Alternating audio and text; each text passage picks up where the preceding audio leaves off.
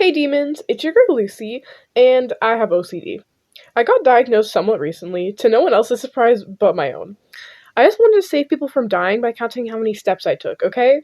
It's not my fault that no one else cares about their loved ones. Being for real, this diagnosis made me look back on ways I used to act and realize that it was definitely the OCD. So I wanted to share a few stories and just about what it's like in general, because I feel like there are a lot of misconceptions about it. Despite what some of you may think, no, it is not an obsessive cleaning disorder, and you would know that if you could see the state of my room right now. I will also be getting into how OCD has affected my art journey, because this is an art channel, and it actually has in more ways than one. Let's start with some quirks I had when I was younger. At first, I didn't count everything, but I sure as hell did count a lot. At first, the only things I counted on a consistent basis were things that I ate.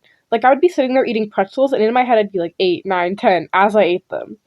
The longer I did this, the more rules were added for exactly how I had to count things. I could have, say, 2 slices of pizza, but I counted the amount of bites I took. For anyone wondering, odd numbers are safe, and even numbers basically equal death. Just to clarify. There were also certain things I would eat that had to end in a specific odd number. My mom would drink these bubbly drinks with different fruit flavors. They had caffeine in them, so I wasn't allowed to have them, but if I asked, she'd usually let me have a few sips. When I was drinking these, every time my mouth touched the can counted as a sip, and the number of however many sips I took had to end in either 3 or 7. Unless the flavor was tropical punch, then the number could also end in 5. But this was different when I was drinking something like Gatorade, because with that, I counted a sip every time I sucked in to get more water, and kept track of that as I was drinking. This was also different when I would be drinking something like water, because I also counted how many times I sucked in and counted that as a sip, but that only lasted until I took my mouth off of the glass, and then the number reset. So every time I drank water, I had to take an odd number of sips, but I didn't have to keep track of that over the entire time I was drinking that glass. As I'm saying this, I'm starting to realize how ridiculous it sounds, but it made sense to me, okay? I understand that's a lot of numbers, so let's get into the little story real quickly. When I was first starting school in kindergarten, we would do a lot of crafts with paper, and naturally would create, a lot of paper scraps. Most kids would just throw these scraps away. I am not most kids, and I would absolutely refuse to get rid of them unless the teacher specifically said it was okay. For those who don't know, apparently anxiety around getting rid of things is a symptom of OCD, and I was serious about it too. I would always turn to the people next to me and get very upset when I caught them getting rid of little scraps of paper, insisting that we might need them. We never needed them. I can imagine those kids getting very annoyed at this girl who is insisting they keep the crumpled scraps of paper they had, but this was clearly just me being prepared, okay? You gotta consider everything if you want to be valedictorian of elementary school. Another thing that could make school interesting was I could feel for other people and objects. I could just tell when they were uncomfortable and needed to be moved. Don't tell me you've never been sitting in class and happened to glance over at the flag just to see how it is barely touching the wall in the wrong spot, making the wall feel itchy. I am an empathetic person. I can't simply ignore an innocent wall suffering. Even if I tried, even if I turned away and watched the teacher instead, I could feel it scratching at my brain. It made it very difficult to focus at times. Even just walking down the street, I might look at a tree and notice that the leaves are just wrong, and spend 20 minutes obsessively picking leaves off and adjusting branches to make it right. Honestly, you'd think nature would know how to grow properly by now, but clearly it hasn't figured it out. All of this could be a bit annoying, but it was nothing too concerning or noticeable. It got worse. As I got older and more rules were developed, I had to touch a rock on my way home from school, or I was scared that on my walk I would trip and crack my head open and die. This rock was my savior. It was on this tiny little slope you'd have to walk down in order to get to my house from the school, and I performed this ritual for over 3 years, until the rock was gone. The first time I was walking home and I saw this rock had just disappeared, I could feel myself having an anxiety attack. How the fuck does a whole rock just get up and leave? In reality, somebody probably got rid of it because it was sort of coming loose from the soil it was stuck in and could be dangerous, but it felt much more dangerous now that it wasn't there. But I had to do something. I couldn't just stay at the school forever, because that honestly sounds worse than cracking my head open. So I figured if I had to step on this rock instead of the slope to survive, now that the rock was gone, as long as I didn't touch the slope at all, I should be okay.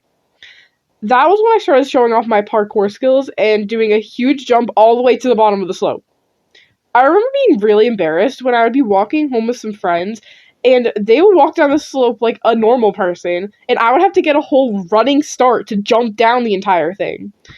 But that was something my brain wouldn't let me not do. It felt like way too big of a risk. Something else is I started counting how many times I would blink. This is when things got really bad. I would count how many times I blinked, blinked, in groups of 7. So constantly in my mind, I would be going 1, 2, 3, 4, 5, 6, 7. 1, 2, 3, 4, 5, 6, 7. 1, 2, 3, 4, 5, 6, 7. On top of counting what I ate, having to touch certain objects in certain ways, and following rituals every day so nothing bad would happen. It got overwhelming. Any external stimuli would overwhelm me extremely easily, considering my mind was already doing so much extra work to keep everything straight that it was difficult to focus on anything else. Also, I don't know if any of you have experienced this, but it is ridiculously hard to blink a normal amount of times when you are counting them. It's like when someone mentions breathing and you start breathing manually, but it feels weird and you can't get the breaths right because it's supposed to be automatic. This would result in me blinking way too much, especially when I was anxious or stressed.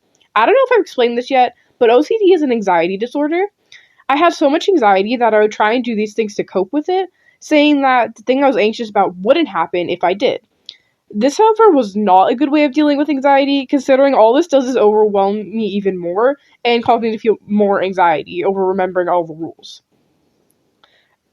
Anyway, back to blinking. A lot of people would call me out for being rude because of the way I was blinking so much. They seemed to interpret it as me being annoyed, disinterested, or rolling my eyes, and I had no idea how to explain to them what I was really doing it for without them thinking I was insane, which I kind of am.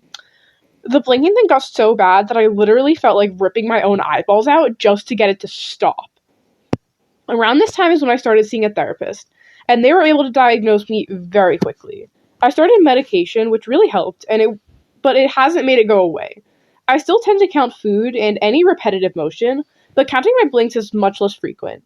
It now only really happens if I'm anxious about something specific, and I don't feel the need to fix things as often.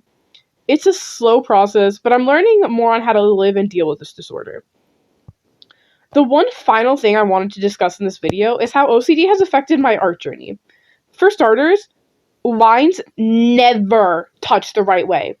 They're always in slightly the wrong spot, or not touching each other enough, or touching each other too much, and it is exhausting.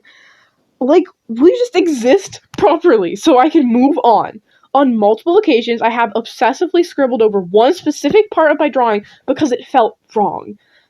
Not a big setback in digital works, but with traditional, it can be a nightmare to fix. I also do this when I'm writing, which some teachers do not appreciate. Another thing is when I undo a line and redraw it, a lot of the time I will have to undo that line again and redraw it again just to make sure I have drawn that line an odd number of times. So the whole piece doesn't turn out to be a failure. These things obviously make my art take a lot longer and can also stunt my growth as an artist because I feel stuck having to draw things in a specific way, and I'm not able to experiment as easily because my brain thinks that bad things will happen and the art won't turn out good if I don't do it in this specific way. That is something I'm actively working on because I feel many artists will agree with me that lack of improvement is one of the scariest things when you're an artist. That's really all I have to say for this video. I just figured I'd share my experience with OCD to spread awareness or connect with anyone who can relate. If you liked this video, please consider liking and subscribing. Oh, and before I go, I would also like to apologize for my manual breathing comment earlier, if that made any of you start doing that. My bad. Also, I hope that it hasn't started again because I mentioned it. Anyway, bye guys!